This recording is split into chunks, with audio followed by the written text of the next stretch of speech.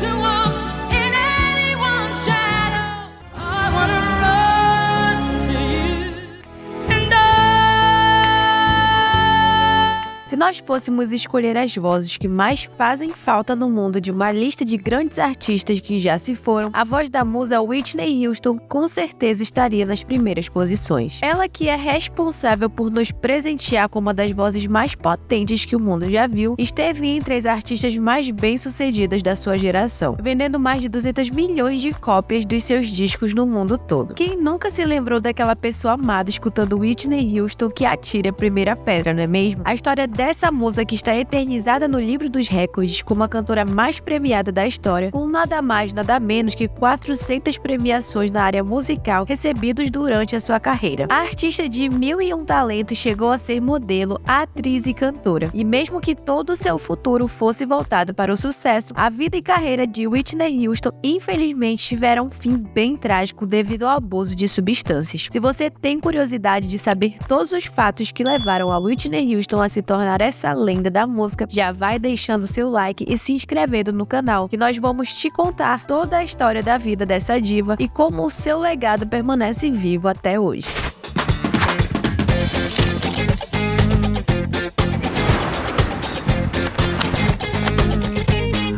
Whitney Houston nasceu em 9 de agosto de 1963 em Newark, que é a cidade mais populosa do estado de Nova Jersey, nos Estados Unidos. O dom natural que Whitney Houston trazia consigo desde criança foi herdado da mãe dela, a cantora Emily Cissy Houston, que teve seu tempo de glória na época da sua juventude. Cissy chegou a ser a back vocal de lendas da música como Jimi Hendrix, Aretha Franklin e Elvis Presley, além de ter sido vencedora de 2 Grammys como cantora gospel solo. Seu pai, John Houston, era um militar aposentado e foi um dos grandes apoiadores da carreira da mãe de Whitney. Com esse ambiente voltado totalmente para a música, já era de se esperar que a Whitney Houston se inspirasse na mãe e nutrisse também o sonho de ser cantora. A igreja foi o primeiro palco de Whitney Houston durante a infância. Ela fazia parte da igreja batista e chegou a frequentar algumas vezes a igreja evangélica pentecostal. Foi no grupo de música da igreja que ela despertou seu primeiro dom, o de tocar piano, instrumento que ela aprendeu com apenas 5 anos de idade. Com 11 anos, ela já era solista do coral júnior da sua igreja.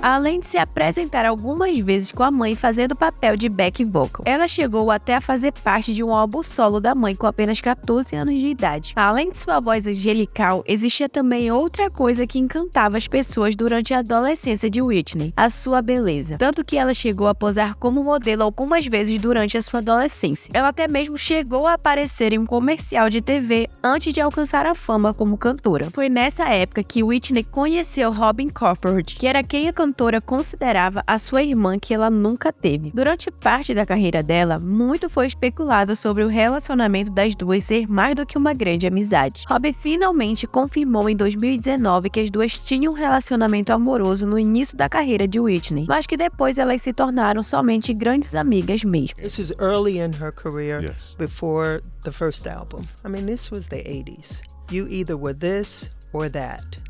It was early in our friendship when she said that she did not feel we should be physical any longer because it would only make our path more difficult. O talento de Whitney Houston no meio musical foi finalmente reconhecido de forma profissional em fevereiro de 1983, enquanto ela fazia mais um dos shows como back vocal da sua mãe em um clube de Manhattan. A descoberta foi feita pelo produtor da Arista Records, Clive Davis, que se apaixonou na hora pela voz inigualável da Whitney Houston. O produtor se encantou tanto pelo talento da cantora que levou ela para se apresentar em um programa de TV de forma solo pela primeira vez, antes mesmo dela sequer gravar qualquer música. Whitney Houston fez sua estreia na TV em 1983, cantando Home do musical The know Wiz. just what I need. It took some time. Whitney só foi lançar o seu álbum solo de fato em 1985, que curiosamente foi um fracasso de venda nos Estados Unidos. O sucesso que a artista não fez com o álbum completo, ela fez com um single You Give Good Love, que se tornou o terceiro maior hit entre os 100 da Billboard. You know.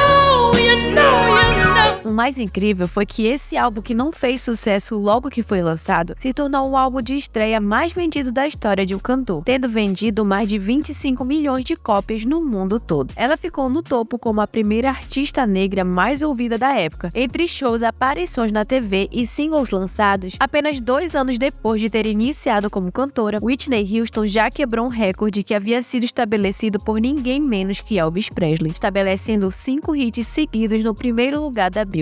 E essa quebra de recordes não parou por aí, porque em 1987 ela desbancava os Beatles com 7 músicas consecutivas no topo do ranking das mais ouvidas. Já com ela estando consagrada como a maior artista mulher dos anos 80, o sucesso de Whitney Houston não diminuiu nem um pouco durante os anos 90, com ela já iniciando a década quebrando mais um recorde no filme O Guarda-Costas de 1992, que além de ser a estreia de Whitney Houston como atriz, também marcou a carreira dela como álbum de trilha sonora de um filme mais vendido da história, com 45 milhões de cópias vendidas no mundo todo. O álbum conseguiu desbancar trilhas sonoras marcantes como a de Forrest Gump e a de Titanic. A música tema é uma das mais marcantes da carreira dela, e é a minha preferida porque lembra muito a minha infância.